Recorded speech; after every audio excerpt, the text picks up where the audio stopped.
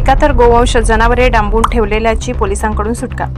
नवापूर शहरात दिनांक 14/2/2024 रोजी संध्याकाळी 5 वाजेच्या सुमारास इस्लामपुरा भागात नंदुरबार एलसीबीने नवापूर पोलीस ठाण्याच्या गुप्त माहितीवरून इस्लामपुरा भागात बेकायदेशीर गोवंश जनावरे कत्तल करण्याच्या उद्देशाने वाहतूक करण्याच्या इराद्याने बंदिस्त घरात व जुन्या वाड्यात जनावरांना लहान दोऱ्यांनी जखडून त्यांना हालचाल न करता येणार अशा निर्दयतेने बांधलेल्या अवस्थेत सदर जनावरांना चारा पाण्याविना ठेवताना डांबून ठेवलेल्या परिस्थितीत गोवंश जनावरे 71 मिळून आले। यामध्ये हसीम काशिम कुरेशी, जुबेर उर्फ बहिरा रेहमान कुरेशी, रऊफ दाऊद कुरेशी, शाहरुख सलीम कुरेशी, अरबाज युसुफ कुरेशी, जाकिर उर्फ पट्टो, अजीज कुरेशी, सलीम असलम कुरेशी, फकीरा इब्राहिम कुरेशी, अमजद खान, अजीज खान, आबिद दाऊद कुरेशी, इन्नू उर्फ इनायत खान, दिलेयर खान कुरेशी, इरफान खान, सईद कुरेशी सर्व राहणार इस्लामपुरा नवापूर यांच्या नवापूर पोलीस ठाण्यात महाराष्ट्र पशु संरक्षण व प्राण्यांचा छळ अधिनियमप्रमाणे गुन्हा दाखल करण्यात आलाय। सदर कारवाई पोलीस अधीक्षक श्रवण दत्त, अपर पोलीस निरीक्षक निलेश तांबे, उपविभागीय पोलीस अधिकारी संजय महाजन, एलसीबीचे पोलीस निरीक्षक किरण खेडकर,